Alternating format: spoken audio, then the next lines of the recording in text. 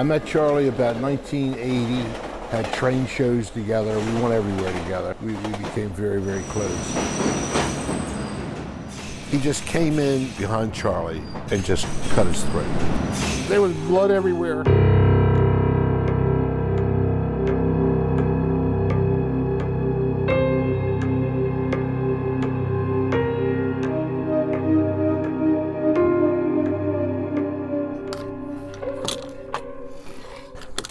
It's another day of toying and tinkering for Ron Borsella. With every engine fixed, he carries with him a piece of his old pal, Charlie Pullman.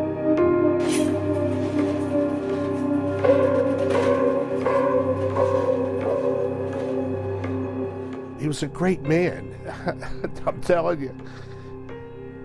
Charlie, a World War II veteran, owned a toy train shop in Hanover. The two met in 1980 when Ron moved to town, and along with another friend, Bill Barkby, immediately connected over a shared hobby.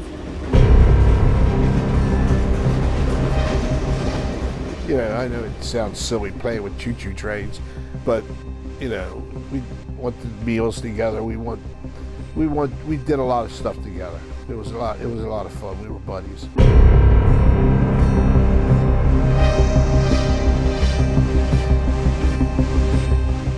Until one July weekend in 1993.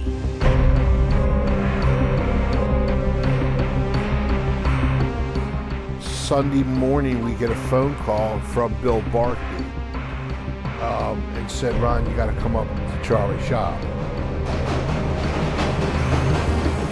So, Ron went. This guy cut his throat.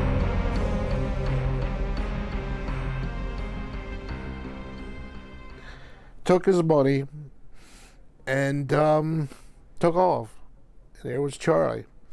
Blood was everywhere. A robbery gone wrong. Charlie, unfortunately, didn't believe in banks. Charlie carried all his money in his pocket. Ron says Charlie tried to get to a phone, but just couldn't put up a fight. It's tough. That first year, it was really bad. Yeah, all of us had problems because he was really loved. Jim Beeling has lived in Hanover his whole life. He hasn't forgotten the murder which shook up his small town. At the time, my wife and I were really upset because this type of thing never happened in Hanover. It's very rare. To this day, no arrests have been made. No one ever found out anything about it. You know, it was just a shock. We just found him there and that was it. But according to Borsella, investigators know exactly who killed his friend. A couple months after Charlie's murder, detectives got word from a lawyer in Texas. The lawyer's client was a cellmate of this guy. And this guy was bragging about killing the train guy in Hanover. Allegedly, the man had been in Hanover and saw Charlie pull out a large wad of cash while getting his car fixed at a repair shop. It could have been you or I, and he would have followed you.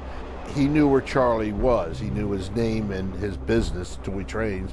That man's name and the reason for his jail sentence are unknown. And Ron says by time detectives got down south, he had died in prison. That was it. That was the last we ever heard. Hanover police have not responded to our requests for comment on the case. There we go. That thing's running great. But as far as Ron is concerned, it's closed. That'll smoke you out of the house. In 2002, he reopened Toy Trains Unlimited on York Street. His tribute to the man who started it all. The name will always be here as long as I'm here, and his picture will be there. What do you think about when you look at those pictures? I think at good times, because the three of us, Bill Barkby, Charlie Pullman, and myself, we had a lot of good times together. We really did. To this day, we still miss him. Alyssa Kratz, Fox 43 News.